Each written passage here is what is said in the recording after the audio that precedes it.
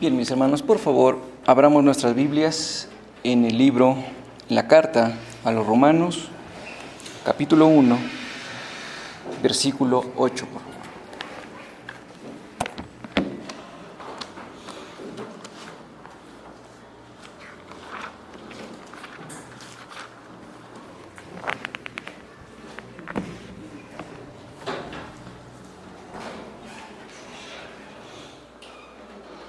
¿Sí? ¿Ya estamos ahí? ¿Sí? Ya. Dice la palabra del Señor de la siguiente manera, mis hermanos. Primeramente, doy gracias a mi Dios mediante Jesucristo con respecto a todos vosotros, de que vuestra fe se divulga por todo el mundo. Versículo 9. Porque testigo me es Dios, a quien sirvo en mi espíritu, en el evangelio de su Hijo, de que sin cesar hago mención de vosotros siempre en mis oraciones. Muy bien, mis hermanos. Hoy vamos a estar revisando por partes. No vamos a ver todo el texto desde el versículo 8 al 15. No lo vamos a alcanzar a ver todo, pero sí vamos a ver por partes. ¿De qué hablamos la última vez?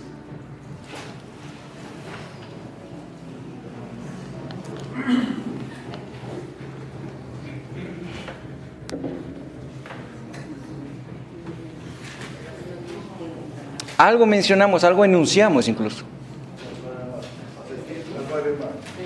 ¿Las 9 marcas de qué?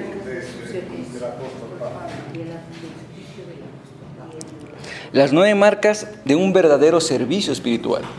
¿Sí? Ahora, estas marcas deben ser solamente del apóstol Pablo o también deben ser de nosotros.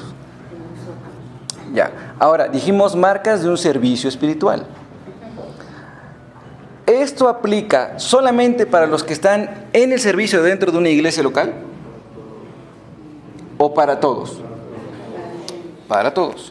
Ahora, ¿cómo? Bueno, vamos a ir hoy mencionando algunas. Entonces, primero, ¿cuál era el primero?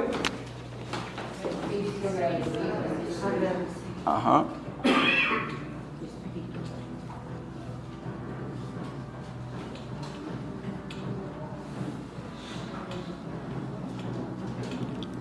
Un espíritu agradecido. Esa era la primera marca, un espíritu agradecido. Ahora, identificarlo en el versículo 8 está fácil, ¿no es cierto? ¿Qué dice ahí? Primeramente, doy gracias a mi Dios mediante Jesucristo. Doy gracias a mi Dios. Pablo demostró mucha gratitud. Y no fue la primera vez que lo demostró. Él lo demostró muchas veces a lo largo de su vida. Ahora, usted, aquel que sirve en la iglesia, aquí, aquel que tiene un ministerio aquí, o aquel que es asistente aquí, o aquel que es miembro aquí, ¿usted vive agradecido? ¿Tiene cosas de qué dar gracias? Hay días y a veces semanas que no son las mejores semanas. Son difíciles, son complicadas, hay problemas, hay preocupaciones, hay estrés. Pero aún ahí, ¿usted es agradecido?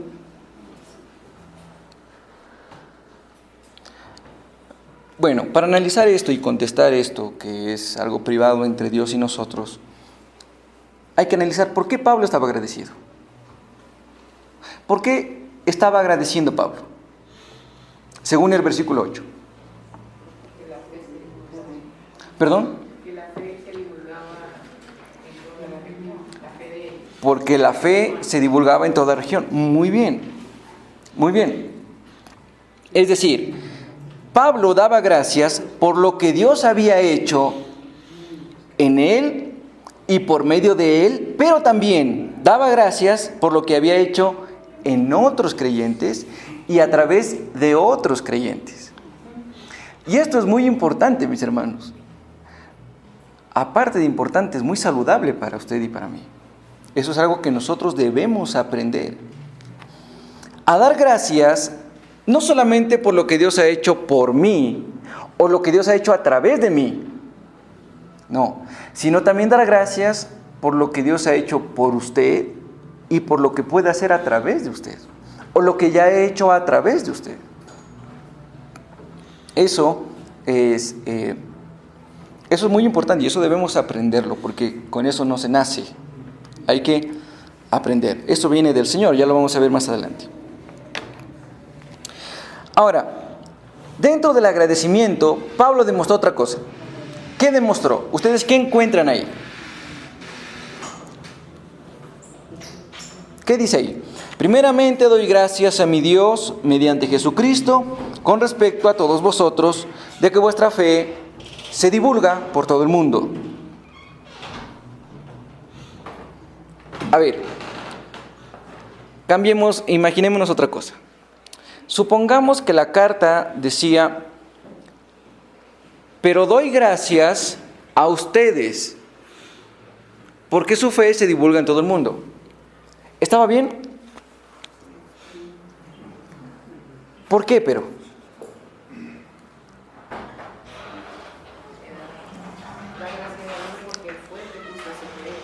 Ya él pone ese querer, ¿no es cierto? Porque es Dios, porque sabemos que solamente por Él y para Él son todas las cosas. Pero hay algo importante ahí en Pablo.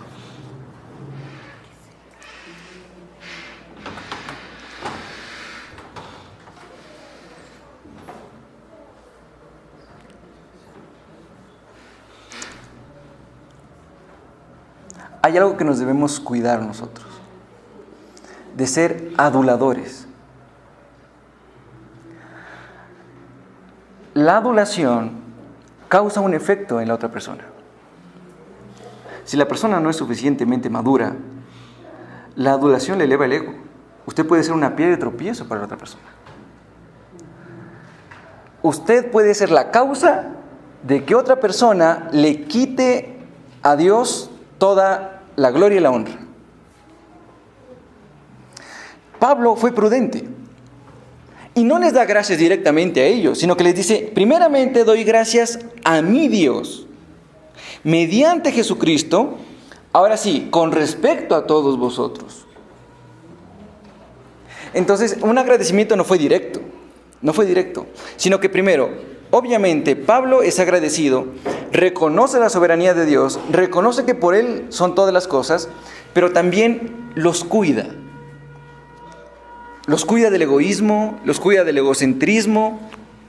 Pablo es muy prudente. Pablo es prudente. Doy gracias a mi Dios mediante Jesucristo con respecto a todos vosotros.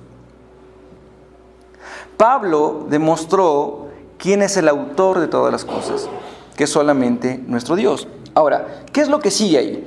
Primeramente doy gracias a mi Dios mediante Jesucristo. Por medio de Jesucristo. ¿Por qué?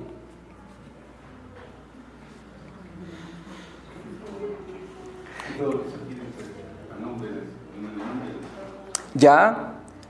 Sí, pero falta un poquito. Esta es una doctrina fundamental. ¿Sí? Primero, vamos a aclararlo. No es una doctrina general. Esta es una doctrina fundamental. Y en esto diferimos nosotros de religiones externas. Jesucristo es el único intermediario. El único mediador. Ajá, por eso dice: doy gracias a mi Dios mediante. Porque solamente hay un solo mediador entre Dios y los hombres. ¿Quién es? Jesucristo. Nosotros no podemos llegar al Padre sino por Jesucristo, que es el único mediador. Ahora, ustedes saben quién es el mediador, por ejemplo, en la Iglesia Católica Apostólica y Romana. ¿No es cierto? ¿Quién es el mediador? El Papa, claro, el que está vivo ahora, ¿no? Pero ¿a quién también se le elevan plegarias o súplicas? A la Virgen. En sí, a cualquier santo. Cualquier santo puede ser un mediador. Cualquier santo puede ser un mediador. Ahora, sabemos que eso a la luz de la palabra del Señor no está correcto. Y yo les cuento, yo he leído la Biblia católica, la que dice la Biblia latinoamericana. Ustedes la han de haber leído, o tal vez algunos la tienen. Y abajo de la Biblia hay algunos comentarios, ¿no?, que son hechos por algunos sacerdotes ya en algún tiempo, en algunos concilios católicos. Y me sorprendía porque en esa Biblia, no sé si dirán las demás, yo no la he comparado y tampoco busqué en internet, pero en esa Biblia que la tengo física, abajo se ponía como precepto moral elevarle oraciones a María para que sea nuestra intercesora. O sea, y eso ¿dónde estaba? Que es lo interesante. Como comentario al libro de Mateo, capítulo 1 y capítulo 2. Eso a mí me sorprendió porque ¿a cuál le hago caso? ¿A capítulo 1, capítulo 2 o al comentario de abajo? Porque son totalmente contradictorios. Son totalmente contradictorios. Hay un solo mediador entre Dios y los hombres. Juan 14:6, por favor. Juan, capítulo 14, versículo 6.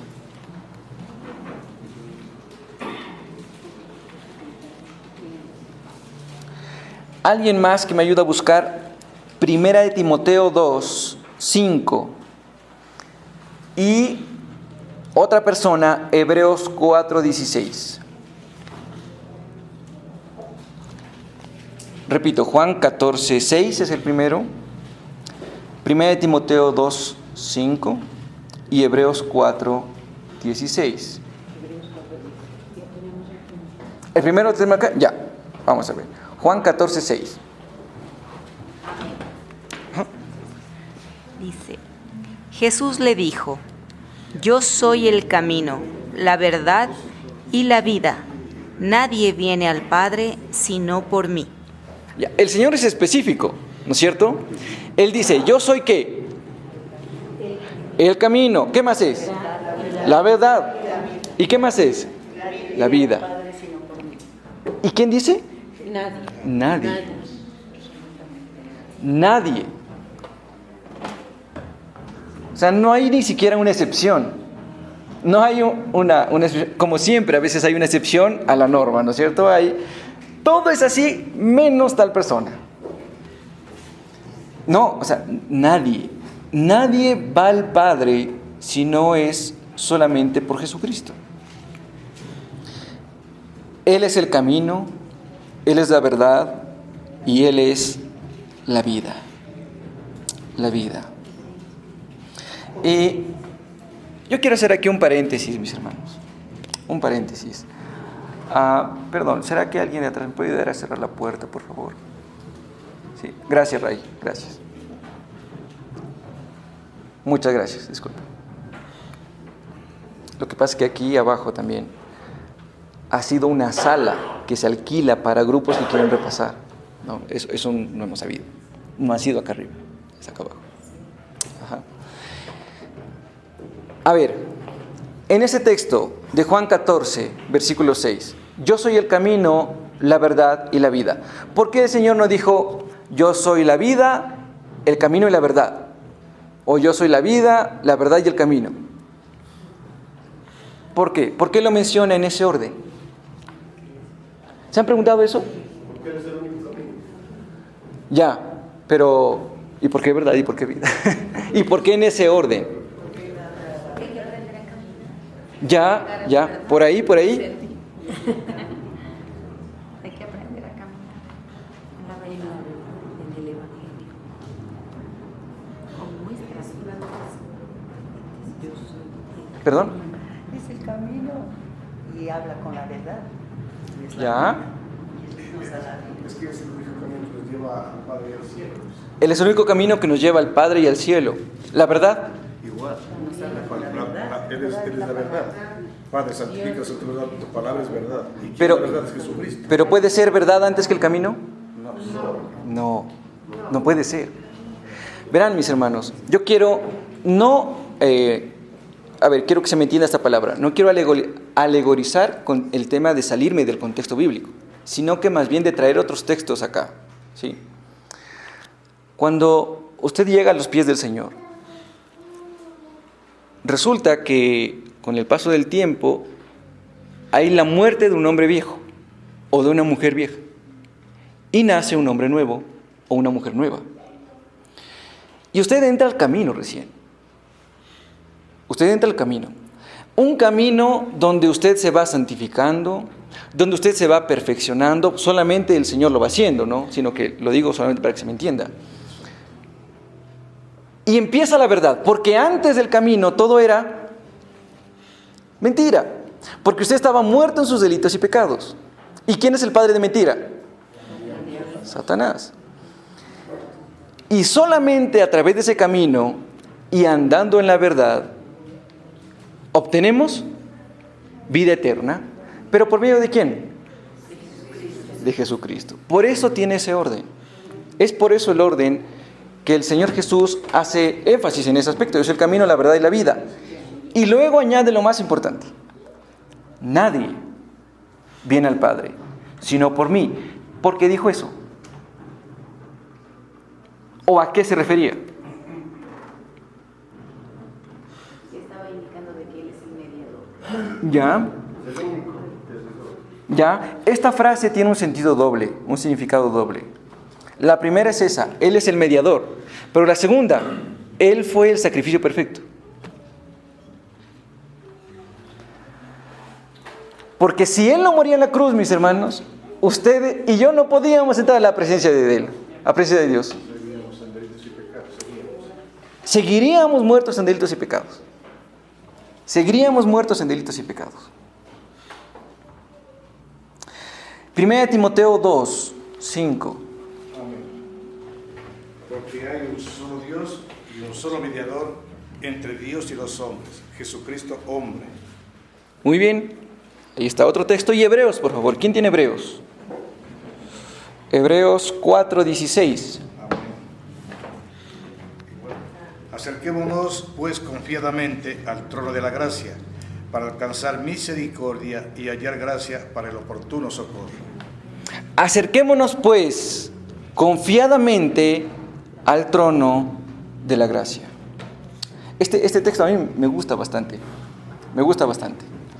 Porque no tenemos una tumba que está llena de huesos, ¿no es cierto? O que tal vez las piernas están por Egipto y los brazos están por Israel y la cabeza, pues ya solamente ya no tenemos ni la quijada de abajo, como pasa con algunos falsos líderes de algunas religiones. No, tenemos una tumba vacía.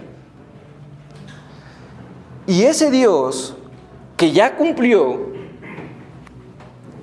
nos dice, ahora acérquense confiadamente ante el trono de la gracia y ustedes van a encontrar ayuda para el oportuno socorro. Ahora, ¿se acerca usted confiado? Porque hay que estar confiado en algunas cosas, mis hermanos. Voy a adelantarme a cierta parte de la prédica del domingo. ¿Cree que cuando usted ora, Dios está presto inmediatamente para responderle su oración? Si estamos en pecado, el Señor no escucha la oración. Estemos seguros Ya. de eso. Si estamos en pecado, el Señor no escucha la oración. Hablemoslo de manera general, para un creyente que está en comunión con Dios. Ahí sí se escucha. Ya, escucha sí. Ahí sí se escucha. Escucha sí. Él quiere ese momento responderle a usted. Porque según la voluntad de Él, porque es la voluntad de Él. Ya, Orar de acuerdo a- esperen al domingo. Es que lo que pasa es que la respuesta de Dios es inmediata, ya puede ser con un sí o con un no a la petición que nosotros pidamos. Ese es directo. Ya, es inmediata, puede ser directa, con un no. Con un no es directo. Y supongamos que Él me concede después de un año. Claro, en ese momento, claro, en ese momento no, pero O puede Claro. darse caso de que el Señor guarde silencio. Eso, si sigue pasando tiempo, ¿qué quiere decir? Que eso no. El Señor dice, no, ya no existe. pero es inmediato la oración. Es inmediato. La evidencia bíblica, solamente les adelanto por eso, la evidencia bíblica nos habla de un Dios que quiere responder a sus hijos. el problema no está en Dios, el problema está en nosotros. ¿Sí? El problema está en nosotros. Bueno, esto lo vamos a ampliar más el día domingo, por eso quería dejarles esa intriga nomás para que vengan el domingo. Ahora, yo quiero que veamos algo muy importante. ¿Qué dice el versículo 8? Primeramente doy gracias a mi Dios mediante Jesucristo con respecto a todos vosotros, de que vuestra fe se divulga por todo el mundo. Ahora, parece que fuese algo no importante. ¿Pablo agradece por todos o solamente por la mitad de la iglesia de Roma? Por todos, no hace distinción, ¿no es cierto? Él no hace distinción. Ahora, yo pregunto, ¿Pablo agradece a los creyentes en todas sus cartas? Hagan memoria de, por ejemplo, Filipenses, de Efesios, de Tesalonicenses, de Corinto, de Galacia. Mira, y aquí hay algo muy interesante. Pablo da gracias en todas las cartas excepto en una. ¿En cuál será? En la iglesia a los Gálatas. ¿Verdad? Y esto a mí me llamó la atención, la verdad. Me llamó la atención porque agradecen todas, excepto en una. Y usted lee toda la carta a los Gálatas y usted no va a encontrar que les agradece a ellos. ¿Por qué? ¿Por qué? Me surge a mí la pregunta, ¿por qué no les agradece? Entonces, buscando, la respuesta ha sido muy sencilla y yo me esperaba una respuesta muy teológica y muy profunda, pero ha sido muy sencilla. La verdad es que los Gálatas se habían apartado del Evangelio de la Gracia y ellos habían sido influenciados por un grupo que se llamaban los judaizantes. Entonces ellos creían algo que es muy importante y que hasta el día de hoy muchas veces se cree, que es la justificación por obras. La justificación por obras. Como la Iglesia Católica. La justificación por obras. Yo creo que yo me voy a justificar si hago esto, si hago buenas obras, si me porto bien y todo eso, cuando ese es un evangelio centrado en el hombre. Y vean, mis hermanos, hagamos una cosa, no solo la Iglesia Católica. A veces nosotros mismos nos engañamos en nuestra mente y pensamos que porque soy buena gente, que porque soy chévere, no, Dios me debe salvar, Dios me debe amar. Imposible que no me ame si yo me estoy portando así. Bueno, a veces caemos en eso. Entonces, a los Gálatas no les da las gracias. Ahora, surge otra pregunta. ¿Las demás iglesias entonces eran perfectas? No. Usted lee a Tesalónica, por ejemplo. Con Tesalónica tuvo muchos problemas. A la iglesia de Colosas. La que parecía ser perfecta, Filipenses, pero al final llega que hay división. No eran perfectas. No eran perfectas. Pero todas ellas estaban en el proceso de santificación. Todas estaban en el proceso de santificación. Pero había una que se había apartado de una doctrina importante, que fue afectada por una doctrina, y por ella no dio gracias. Ahora, pregunto, ¿esta iglesia es perfecta? No. Y no vamos a encontrar una iglesia perfecta, pero no vamos a encontrar una iglesia perfecta. Pero eso no es lo importante, mis hermanos. No es lo importante encontrar una iglesia, aquí sí me siento bien, las sillas son cómodas, no está pegado chicles debajo de las sillas, parece que son limpios. No sé, no vamos a encontrar una iglesia perfecta, pero ese no es el problema. ¿Qué es realmente lo principal? La palabra pura y fiel del Señor. Y eso Pablo lo identificó. Aquellos que predicaban la palabra fiel, que tenían ciertas distracciones, Pablo confió en Dios y dio gracias a Dios por ellos. Pero aquella que no tenía la palabra fiel y aquella que no tenía a Jesucristo como Dios, no dio gracias. Vean, mis hermanos, que la gente dé gracias a Dios por esta iglesia, porque se predica la palabra fiel y pura del Señor, porque no se le añade, porque no se le pone, y que Dios tenga misericordia y nos permita ser ese tipo de iglesia. Pero eso me trajo a mí una gran enseñanza. No hay una iglesia perfecta, pero eso no es lo importante. No es lo importante. Lo importante es la palabra de Dios. Ahora, una pregunta. ¿Desde dónde se escribió Romanos?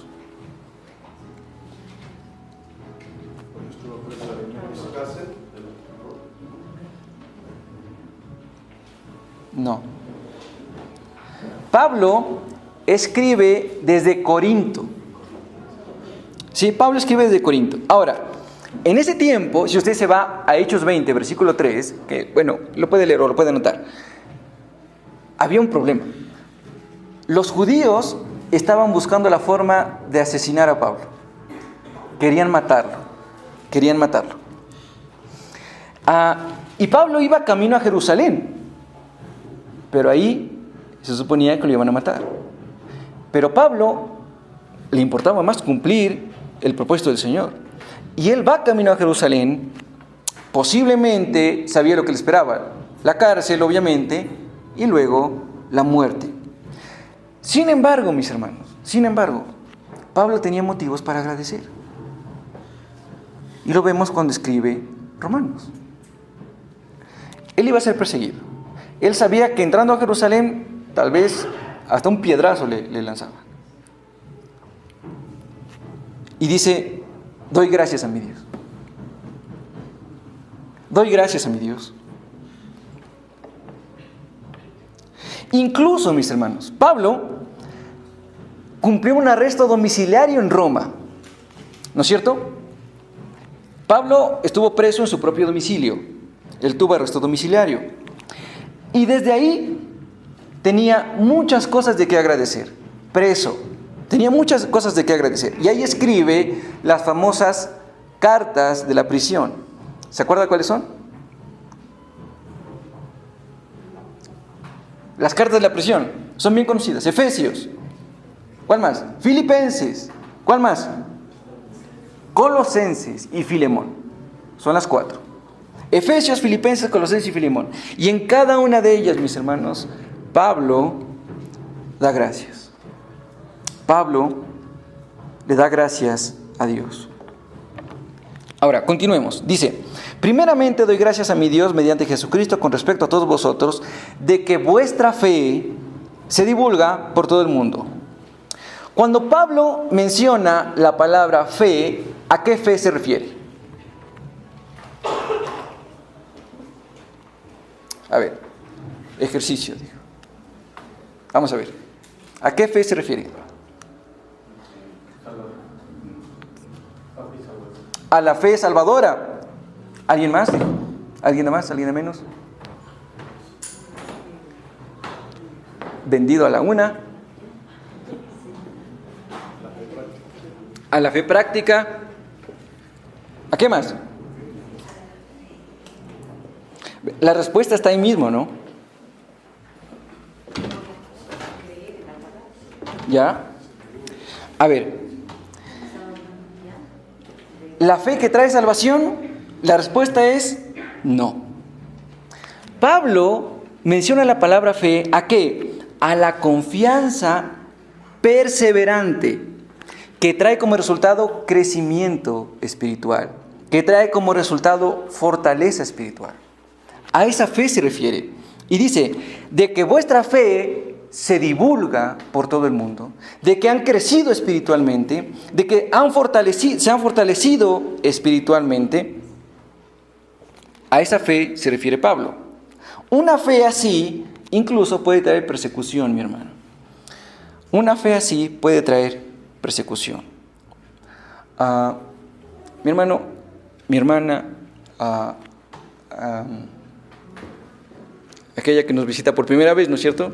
Sí, bienvenida, bienvenida. La verdad es que el Evangelio muchas veces puede traer persecución. El Evangelio no es, venga, y háganse millonarios. O como vimos un video donde, qué locura, ¿no? Había un pastor que decía, ¿dónde está mi Rolex? En un culto. ¿Tú sí viste el video? Parecía increíble, ¿no? O sea, le reclamaba en pleno culto que una hermana ya se había comprado el reloj de ni sé qué marca y él no tiene en la muñeca ese reloj. ¿Qué les pasa? Malagradecidos, les decía. ¿No es cierto? Ay, no me deja mentir. Ahí está, no me deja mentir. ¿Usted sí lo vio, no? No, ese no es el Evangelio. Ese no es el Evangelio. El Evangelio es, en el mundo tendrán aflicciones. El Evangelio es, esto digo para que tengan paz. Que van a tener aflicciones, pero yo he vencido al mundo. Tranquilos, confiad, yo he vencido al mundo. Ese es el Evangelio. El Evangelio es, oye, no te puedes salvar por ti mismo. Eres incapaz de salvarte a ti mismo. Por eso he planificado un plan de redención. Para que vaya mi Hijo y muera por ti. Ese es el Evangelio. El Evangelio es, voy a coger nombres al azar, que se trate al Señor Jesús como se debería tratar a Henry Pozo. Y a Henry Pozo como que fuera Jesús. ¿Cómo se entiende eso? Pero el Señor en la cruz lo trató al Señor Jesús así. Lo trató como que fuera Carlos Morales. Y lo castigó y fue crucificado. Ese es el Evangelio. Es el Evangelio. El Evangelio, mis hermanos, no es milagros. Aunque Dios pueda hacer milagros, aunque Dios tiene el poder para hacer milagros, aunque Dios tiene todo a su disposición para hacer prodigios y maravillas, ¿no es cierto? Y todos lo creemos. Pero el Evangelio es que el más grande milagro fue hace mucho tiempo en una cruz. Ese es el más grande milagro del cual usted y yo deberíamos estar asombrados y agradecidos. No esperando tal vez milagros que se centran en mi bienestar. Y esta iglesia, la iglesia de Roma, estaba, por decirlo así, una expresión, en la cueva de los leones. Estaba en Roma, la iglesia estaba en Roma. Roma fue la que metió preso a Pablo. Roma fue la que lo decapitó.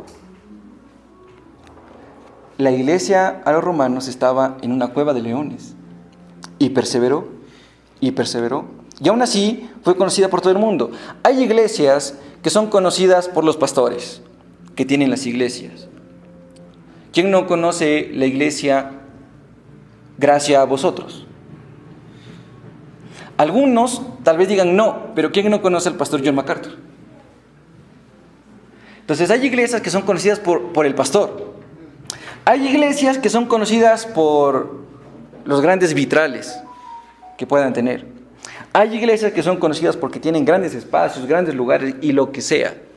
Esta iglesia era conocida por su fe.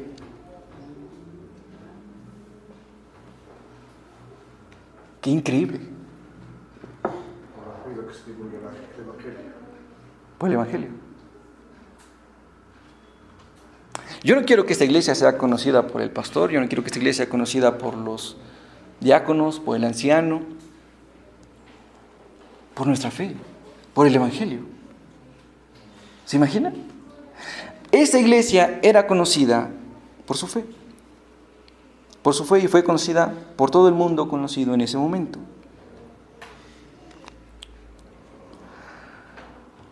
Un corazón agradecido. ¿Qué es un corazón agradecido? Como hemos visto, un espíritu agradecido. Para que usted pueda, quiero cambiarle esta palabra por corazón.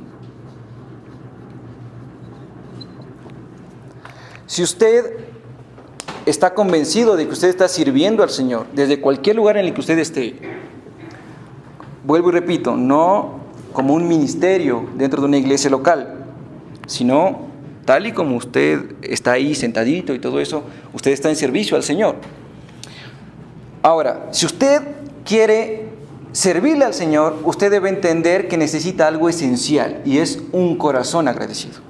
Tener un corazón que agradece. Escuche esto: el cristiano que no trata de servir al pueblo de Dios, sin importar cuán necesitados puedan estar, no hallará motivo de regocijo en su servicio. Repito. El cristiano que no trata de servir al pueblo de Dios, sin importar cuán necesitados puedan estar. Ejemplo, yo me doy cuenta que, los matrimonios de la iglesia se están destruyendo. ¿Y a mí qué me importa? Con que mi matrimonio esté bien, allá ustedes. Y soy el pastor. Que los jóvenes se están perdiendo, allá ustedes. ¿Estará bien? ¿Estamos actuando de manera correcta? No, hemos sido llamados al servicio. Debemos tener un corazón agradecido. Y si no servimos al Señor de esa manera, usted y yo no vamos a encontrar motivos de gozo en nuestro servicio. No vamos a tener nada de qué agradecer. Nada de qué agradecer. Yo creo que ustedes se han de haber dado cuenta, aquellos que se han involucrado en la iglesia un poco más, que están agradecidos por los jóvenes de la iglesia. Que están agradecidos tal vez por las parejas de la iglesia. Aquellos que hemos tenido tal vez la oportunidad de ministrar una pareja, un matrimonio, y ver cómo Dios empieza a hacer cambios en las personas, en los corazones. Uno tiene de qué agradecer. Y yo le mencionaba una vez algo, y le decía a este hermano casado, y este hermano no es ni rastro de lo que era antes, y decía: solamente Dios pudo haberme cambiado. Verán, y hay hermanos que de buena intención, no digo que lo hagan de mala intención, vienen hacia mí, ¿no? Y me dicen: pastor, excelente palabra. Obviamente a mí me anima a continuar. Yo no digo que lo hagan de mala intención, pero a veces uno como que, ¿no? Que esta labia. No, la mejor manera de uno sentir su corazón hinchado de alegría es cuando alguien menciona esas frases. Pastor, solamente Dios me pudo haber cambiado. Para mí me llena de alegría. A mí me llena de alegría. ¿Sabe por qué? Porque la palabra de Dios está haciendo efecto. Porque vea, mi hermano, así como hace efecto en usted, también hace efecto en el predicador. ¿Sabía eso? Y aquí no me van a dejar mentir, hermano Chito, hermano Henry, ¿sí o no? Hace efecto en el predicador. Y es a veces la mejor manera en uno que dice: o sea, gracias, Señor, gracias, porque tu palabra es viva. Porque tu palabra es eficaz. Después de tantos años, se ha preservado tu palabra tan íntegra, que sigue haciendo esos milagros que no los vemos. a través de la locura de la predicación. Y eso es muy alentador. Ahora, Pablo tenía esa capacidad subida de nivel. Pablo tenía la capacidad de encontrar motivos en los cuales estar agradecido. Incluso Pablo demuestra que tenía la esperanza de que Dios lo use para otras cosas, aun cuando él ya sabía que iba a morir, cuando ya estaba a pocos metros de ser decapitado. Pablo siempre encontró formas de que agradecer. Y esto, mis hermanos, este corazón agradecido distingue a un creyente superficial y a un creyente verdadero. El agradecimiento distingue entre un creyente verdadero y un superficial. Porque los cristianos superficiales solamente tienen agradecimientos egoístas. Solamente agradecimientos egoístas. Cuando Dios haga algo por mí, ahí sí le voy a agradecer. Pero como parece que para Dios no le importo, como que creo que dentro de la lista yo no estoy, ¿de qué le voy a agradecer? ¿De qué le voy a agradecer? ¿No? Y aquí aprendemos que Pablo agradeció por lo que hizo en otros y a través de otros.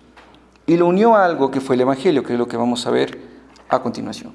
Ahora, con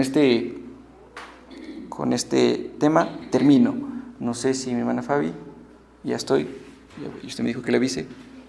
¿Sí? Ya estoy, ya. Un espíritu comedido es el que seguía, ¿no es cierto?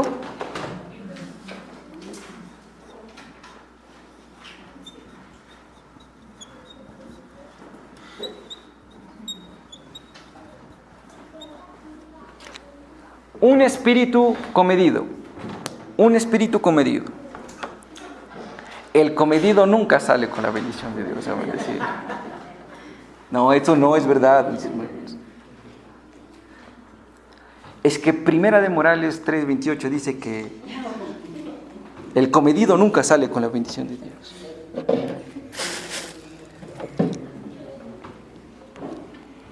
Versículo 9 de Romanos 1, ¿qué dice? Porque testigo me es Dios, a quien sirvo en mi espíritu en el evangelio de su Hijo, de que sin cesar hago mención de vosotros siempre en mis oraciones. Siempre en mis oraciones. ¿Cuál es la segunda marca de un verdadero servicio espiritual? Un espíritu o un corazón que se interesa comedidamente en los demás. Un corazón que se interesa comedidamente en los demás. Hoy tenemos el grato privilegio de ver una hermana con un espíritu agradecido que se interesa por nosotros. Les ha traído un morochito. Así que no se vayan al final. La segunda marca de un verdadero servicio espiritual es un espíritu que se interesa comedidamente en los demás. Ahora, si usted se acuerda de la clase anterior, aquí entra esta famosa frase, y la frase más importante desde el versículo 8 al 15. A ver, ¿cuál era esa frase?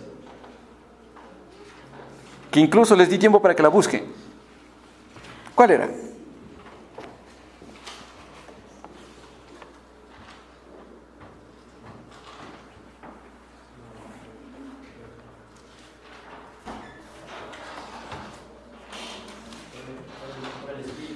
Exacto, a quien sirvo en mi espíritu. A quien sirvo en mi espíritu. Esta palabra, servir. Esta palabra viene del griego, que es aireño. Ya. Ahora, ¿por qué es importante revisar las palabras originales de dónde fueron escritas? Porque esta palabra se puede traducir, tiene 3 traducciones, ¿sí? Y una de esas es servir. Una de esas es servir. Pero antes de decir cuáles son las traducciones, permítame mencionarle algo antes. Esta expresión, servir, la encontramos solamente en el Nuevo Testamento. Obviamente, el Nuevo Testamento fue escrito en griego, Por eso está la palabra aireño. Aireño. Ahora, ¿en qué se traduce? Usted la puede encontrar en la Biblia como la palabra adorar.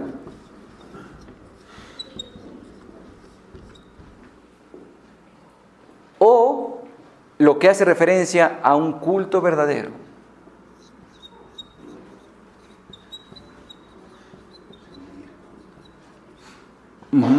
Sí, como rendir culto.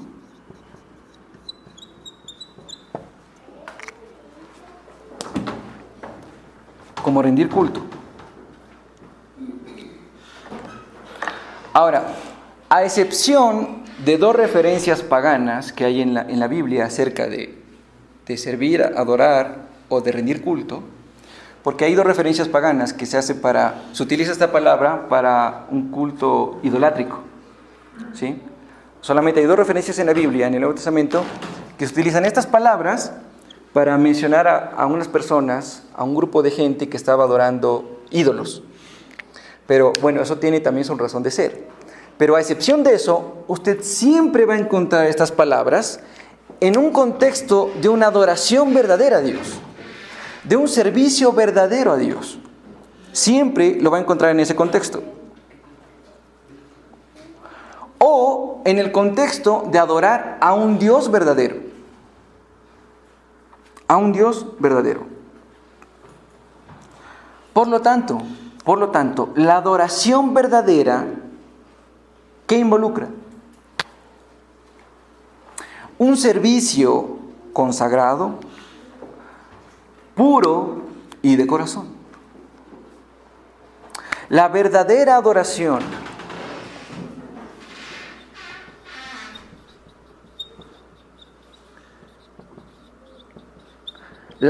adoración involucra tres cosas.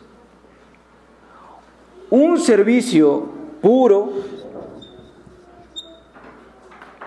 Un servicio, ¿qué dije?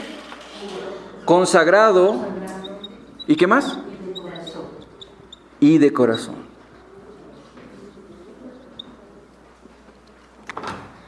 Un servicio puro, un servicio consagrado y un servicio de corazón. Es el servicio piadoso.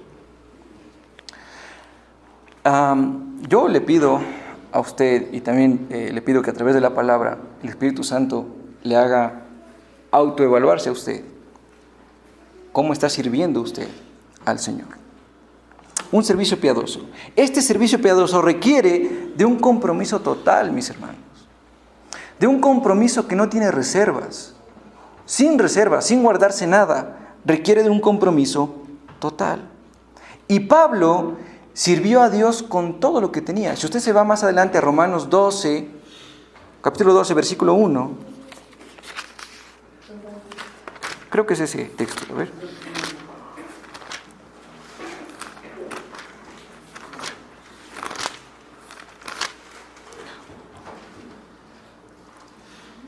Sí, este texto.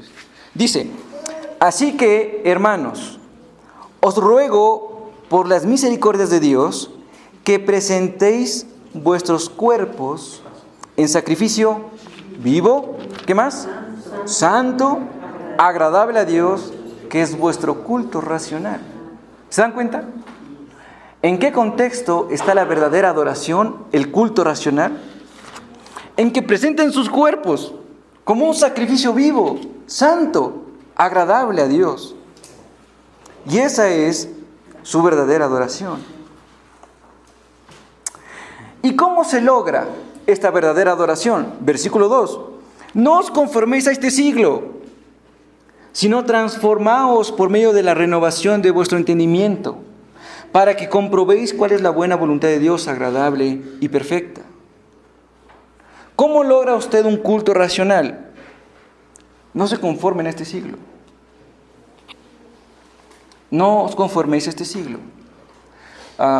Eso lo hemos repetido muchas veces, pero es necesario. Lo voy a decir de esta manera. El español Marcos Vidal dice: no me des más sucedáneos, ni ofertas de ocasión. Porque así es este mundo, mis hermanos. Nos da ofertas como que es el Black Friday. Todo a 50%. Todo a 50% de descuento. Venga, lleve. Y hay cosas en este mundo que nos agradan. Le agradan a nuestros ojos, le agradan a nuestra carne, le agradan a nuestro egocentrismo. Hay cosas que le agradan al cuerpo. Pero no se conformen en este siglo, sino transfórmense, sino transformaos por medio de la renovación de vuestro entendimiento. De vuestro entendimiento. Por eso es que, mis hermanos, el servicio también incluye una responsabilidad. Usted es responsable. Pregunto algo. ¿Quién no se ha sentido, estoy lejos del Señor? Parece que Dios no me ama. O alguien que diga, hasta ahora no logro tener una comunión con Dios. Eso no es culpa de Dios, ni culpa de nadie. Eso es culpa suya. Por no ser responsable. Incluso Pablo utiliza una expresión similar en Filipenses 3:3. Por favor, alguien que me ayude a leer. Filipenses 3:3.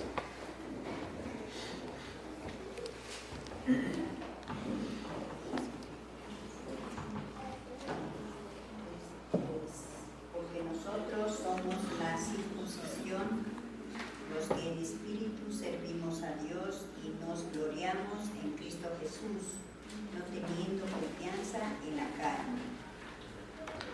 Porque nosotros somos, ¿qué dice? La circuncisión. ¿Qué era la circuncisión? Hay que entender esas palabras para saber de qué está hablando el texto, ¿no es cierto? Esas sí se saben. ¿Ya? ¿Qué era la circuncisión? A ver, hablen. No me dejen hablando solo, mis hermanos. Verán que no es culto, el miércoles no es culto, no, es enseñanza. A ver. Cortar el prepucio de los varones. ¿Se cortaba a qué edad? Días. 8 días. 8 días. 8 días. A los 8 días. A los 8 años. Ay. Se cortaba el prepucio. ¿Como un símbolo de qué? ¿Ya? ¿De qué más? De pureza. ¿No es cierto? Sí, ambos también. De pertenencia. Un símbolo de pureza. Pero Pablo les dice, vosotros sois la verdadera circuncisión. Ustedes son la verdadera circuncisión. En otro pasaje dice algo parecido. ¿Alguien se acuerda? Porque la verdadera circuncisión es la del corazón, dice. ¿Se acuerdan? Porque la verdadera circuncisión es del corazón. Es decir, no hace falta que corte nada. Aquel que sirve en espíritu se gloría en el Señor. Y no nos gloriamos en la carne. Eso es lo que está diciendo Pablo. La verdadera circuncisión es la del corazón. Y ese es el culto verdadero. Vea, usted puede servir de la mejor manera posible. Usted puede servir de la mejor manera posible. Usted, supongamos que alguien aquí se sube a predicar y predica tan bonito que a todos nos deja embobados. A todos nos cautivó desde el principio y pasaron 2 horas y no nos dimos cuenta. A veces pasa, ¿no es cierto? Hemos escuchado a oradores así, ¿no?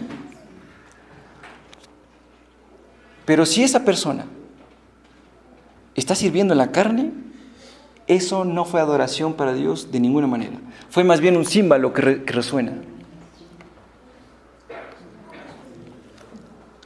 Entonces, es nuestro deber analizar nuestro corazón. Analizar nuestro corazón. ¿Cómo está sirviendo usted? Y mucho más aquellos que sirven en un ministerio. ¿Cómo está sirviendo usted en ese ministerio?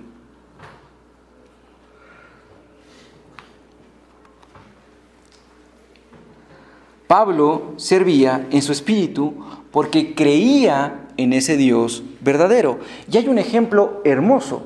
Hechos, por favor, 27, del 22 al 25. A ver, quiero que me ayude a leer a alguien con voz potente. Hechos 27.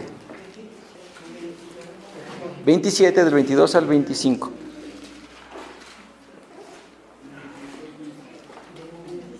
¿Sí? ¿Lo tiene? Ya. A ver, acá nos va a ayudar a leer nuestra hermana Eliseth. Pero ahora os exhorto a tener buen ánimo, pues no habrá ninguna pérdida de vida entre vosotros, sino solamente de la nave. ¿Sí es? Sí. Porque esta noche ha estado conmigo el ángel del Dios a quien yo soy y a quien sirvo, diciendo: Pablo, no temas, es necesario que comparezcas ante el César, y aquí Dios te ha concedido todos los que navegan contigo. Por tanto, oh varones, tened buen ánimo, porque yo confío en Dios que será así como se me ha dicho. A ver, contexto. Hay una tempestad en el mar, una tempestad increíble, y todos decían: de esta no salimos, nos vamos a morir, de esta no vamos a salir. ¿Pero qué dice Pablo? Otra vez, vean, tengan buen ánimo, yo estoy agradecido, tengan paz, porque no vamos a tener ninguna pérdida de vida, solamente la nave, o sea, ve, solamente la nave se va a perder, pero nada más. Porque Dios me ha dicho a mí que ustedes también serán concedidos si es necesario que yo vaya y me presente ante el César. Así que confíen en Dios. Yo confío en Él, dice. Yo confío en Él. ¿Confía usted así en el Señor?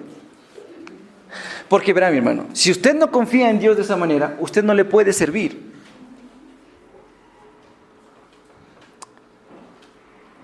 Va a haber dudas en su servicio. Segunda de Timoteo, capítulo 1, versículo 3.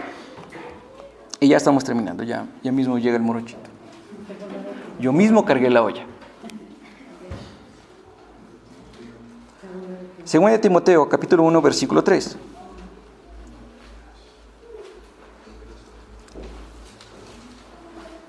¿Sí? Ya, esto es algo muy importante, verán. Yo quiero que ustedes pongan atención y saquemos una conclusión de aquí. Amén. Doy gracias a Dios, al cual sirvo desde mis mayores con limpia conciencia, de que sin cesar me acuerdo de ti en mis oraciones noche y día. Ya. ¿De qué habla el texto?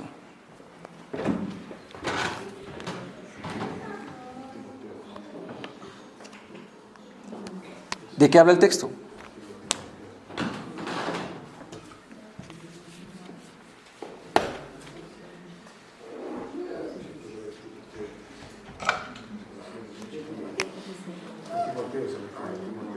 Ya, no se refiere a Timoteo. Está hablando de Pablo mismo, de él mismo está hablando.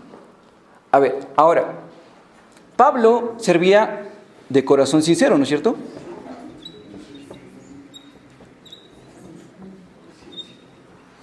Pero también tenía una conciencia limpia.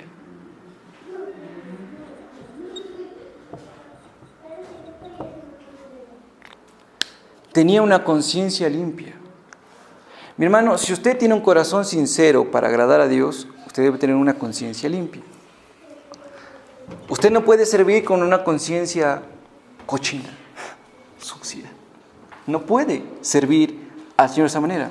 Usted tiene que servir con una conciencia limpia. Y hay una frase aquí. A ver, ¿qué es la adoración?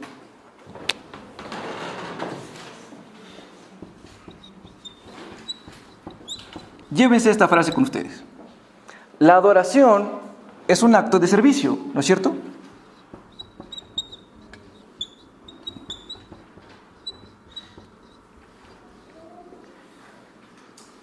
¿Y qué es un servicio?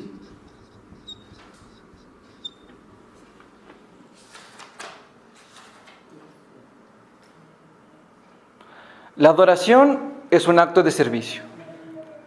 ¿Qué es el servicio? Un acto de adoración.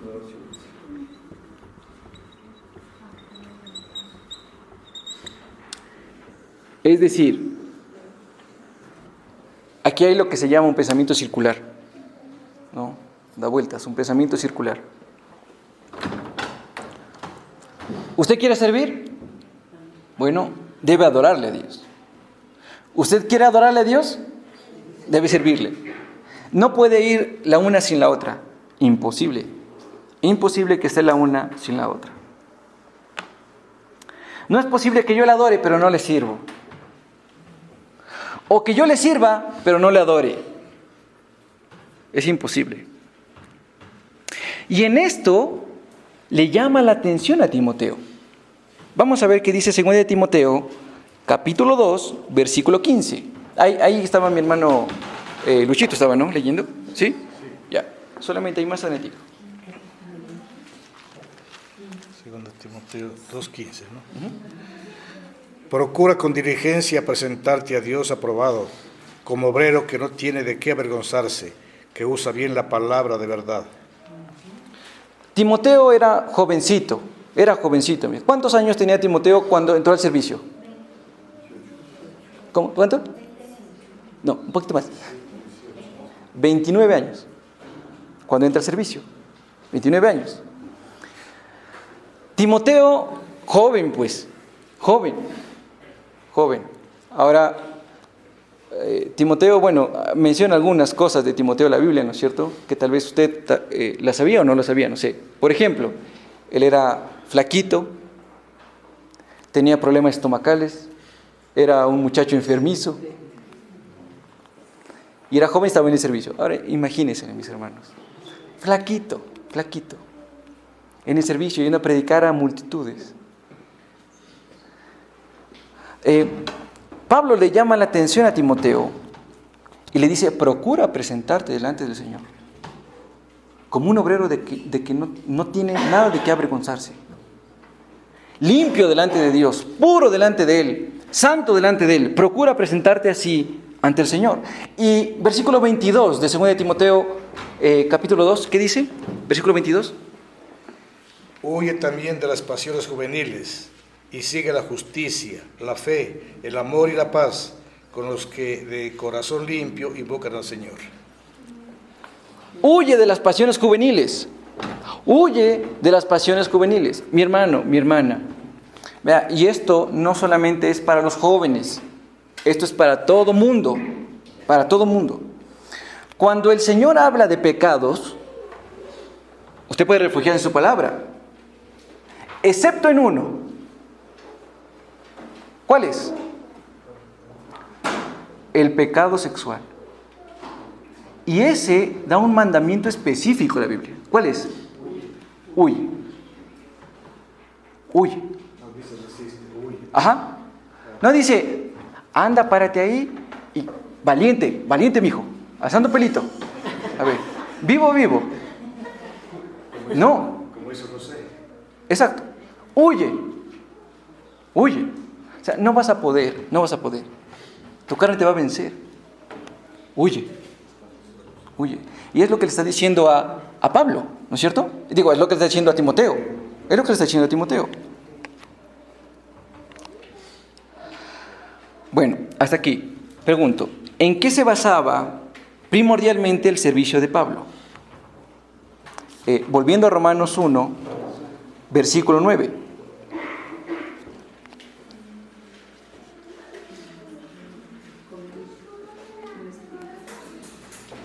¿En qué se basaba primordialmente el servicio de Pablo?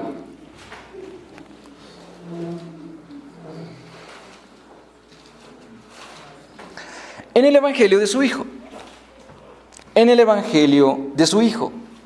El texto dice que la base principal del servicio de Pablo era la predicación del Evangelio, el Evangelio de su Hijo. Ahora, los romanos conocieron del Evangelio, ¿Por Pablo? Clarita. Clarita. No. ¿La iglesia de Roma la fundó Pablo? No, mis hermanos, no. Y ni los conocía. Había escuchado de ellos, pero ni los conocía. ¿Por qué Pablo da gracias por ellos? ¿Qué los unía? El evangelio de su Hijo. El evangelio de su Hijo. Pablo amaba el evangelio más que su propia vida, mis hermanos. Pablo amaba el evangelio. Y eso es lo que lo unía con las iglesias a las cuales escribió cartas. Específicamente o particularmente en la de Romanos. Eso es lo que lo unía. Pablo amaba el evangelio. Y eso lo llevó a amar a sus hermanos en la fe. El amar el evangelio lo lleva a usted a amar a sus hermanos en la fe, mi hermano. ¿Tú amas a tus hermanos en la fe? Mira que está al lado. Ahora sí quiero un codazo. ¿Amas a tus hermanos en la fe? Son tus hermanos de sangre.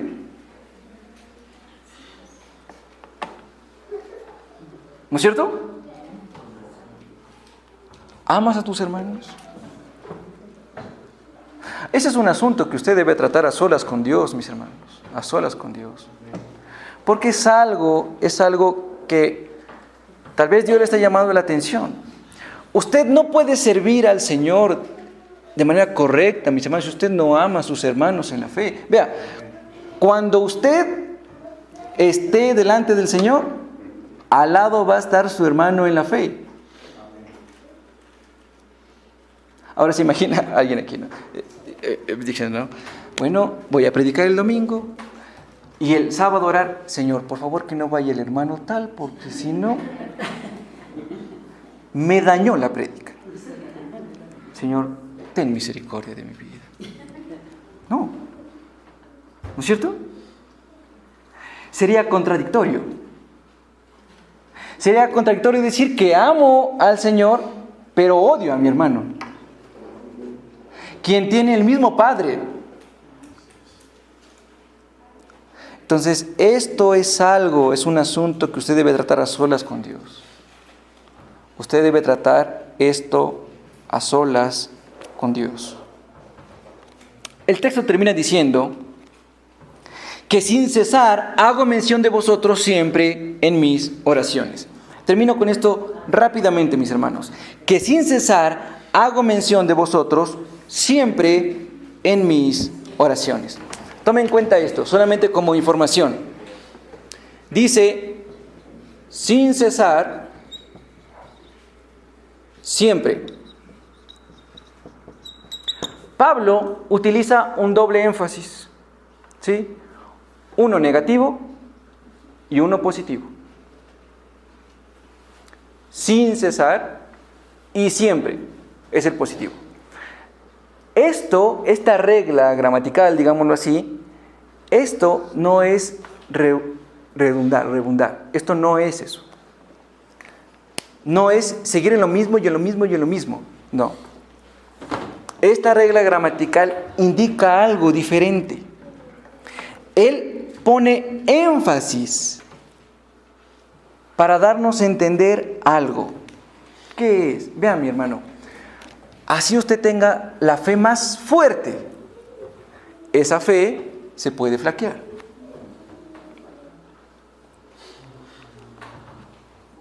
Aquel que crea que esté firme, mire que no caiga.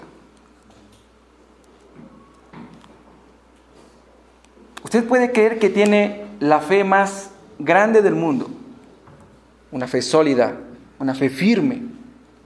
No. Y por eso Pablo le dice eso. Vean, yo sin cesar pido por ustedes, siempre en mis oraciones. ¿Por qué? Porque todos necesitamos del Señor. Y todos necesitamos de las oraciones. Mi hermano, ¿estás orando por tu hermano? ¿Estás orando por tu hermana? Das un tiempo en tu día tan ocupado y le das un poco de ese tiempo privilegiado a Dios.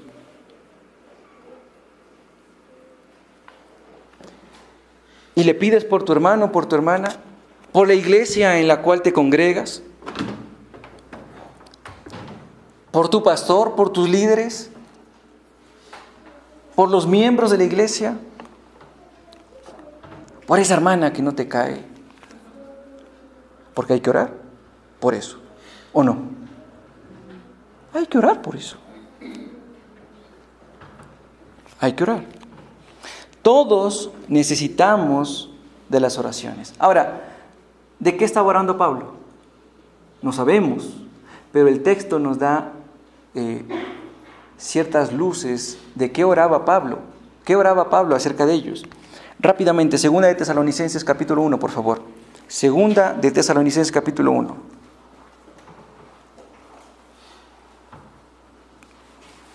A ver, ¿tienes tú, Tairet? 2 de Colosenses. Perdón, de Tesalonicenses. Ya, no me van a pegar. Capítulo 1, versículo 11 al 12. ¿Sí? Ya. Y mi hermano Henry, ¿sí? Ayúdeme con Efesios 3, 14 al 19. A ver, vamos a ver. 2 de Tesalonicenses acerca de la oración.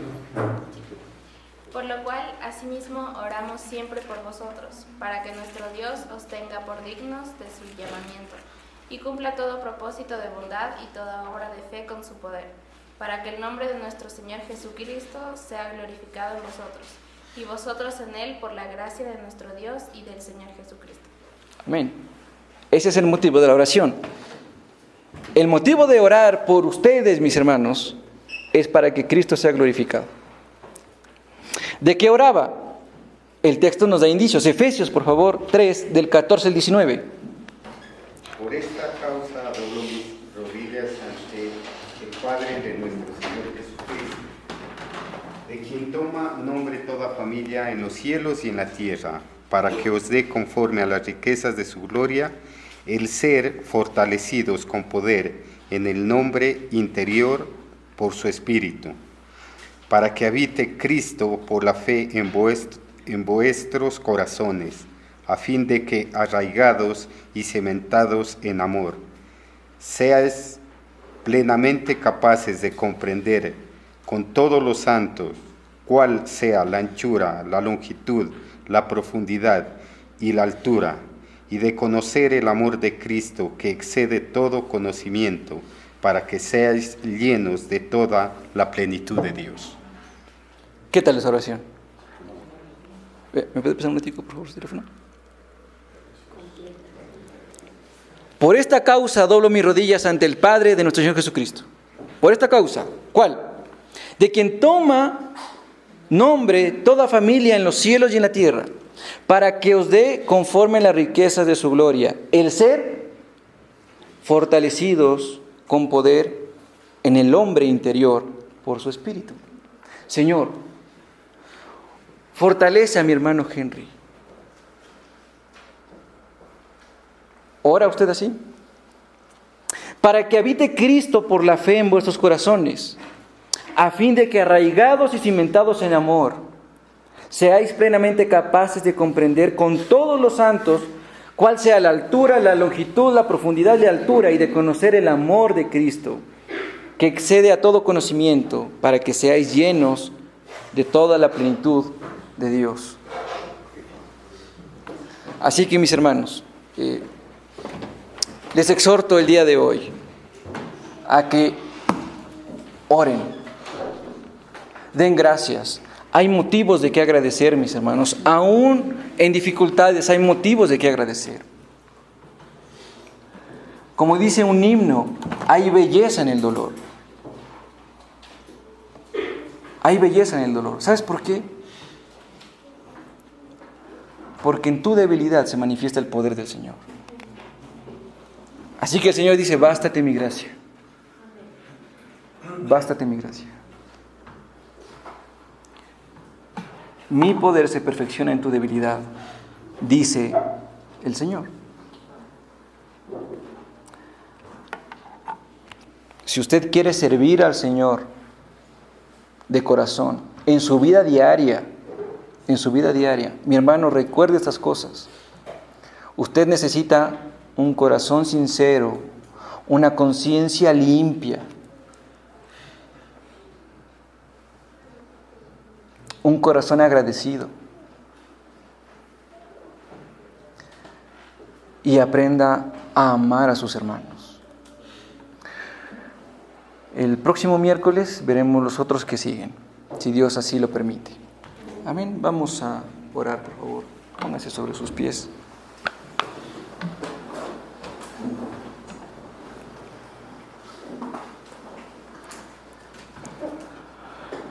Amado Señor y bendito Rey, ante tu presencia venimos esta noche a refugiarnos solamente en ti, Señor, bajo tus alas, bajo tu cuidado. Señor, hemos pecado contra ti. Nos hemos portado impíamente. Te hemos dado la espalda, perdónanos, Señor. Queremos agradarte, queremos bendecir tu nombre, queremos honrar y glorificar tu santo nombre. Queremos ser de testimonio para ti donde vayamos, Señor.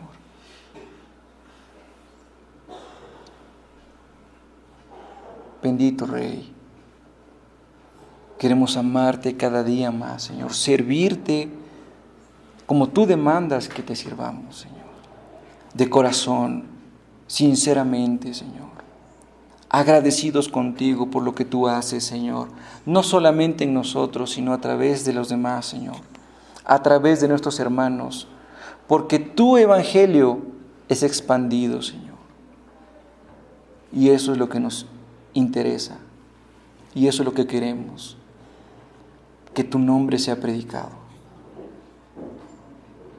que se extienda, Señor, a más gente, y más gente sea salva por el poder de tu palabra. Te lo rogamos, Señor. En el nombre de Jesús. Amén.